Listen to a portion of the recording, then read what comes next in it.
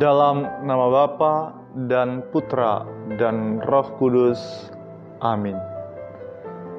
Bapak, Ibu, saudara-saudari, umat beriman yang terkasih, selamat berjumpa kembali dalam Renungan Harian Keuskupan Agung Merauke, edisi Rabu 24 Februari 2021. Bacaan Injil pada hari ini diambil dari Injil menurut Santo Lukas, pasal 11, ayat 29 sampai dengan ayat 32. Dalam upaya untuk mewartakan kerajaan Allah, Yesus menggunakan berbagai cara yang mempermudah manusia, terutama para murid dan orang Yahudi pada zamannya, agar dapat mengerti inti dari pewartaannya.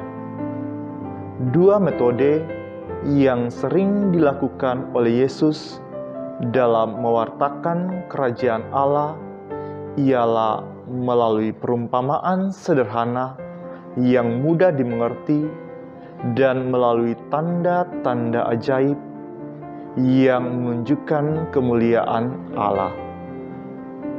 Kendati demikian, di dalam bacaan Injil pada hari ini, kita mendengar bahwa Yesus menyatakan amarahnya terhadap kerumunan orang yang masih berharap tanda atau pernyataan yang lebih besar lagi tentang kerajaan Allah.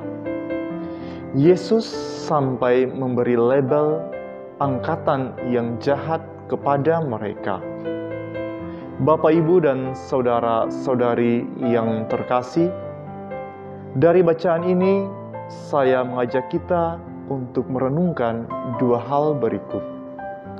Yang pertama, bacaan pada hari ini sebenarnya juga mau mengungkapkan sisi lain di dalam kehidupan kita yang seringkali karena dihimpit oleh berbagai persoalan dan kesulitan membuat kita menjadi ragu dan terkadang mendorong kita untuk juga meminta bukti lain yang lebih konkret tentang kasih, tentang penyertaan Allah di dalam hidup kita.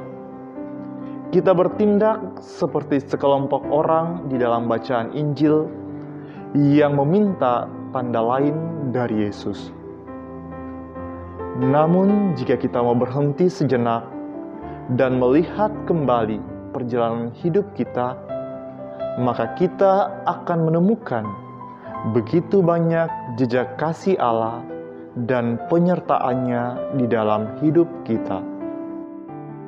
Kedua, penyertaan dan pewartaan Yesus tentang kerajaan Allah selalu tidak dapat dipisahkan dari seruan pertobatan.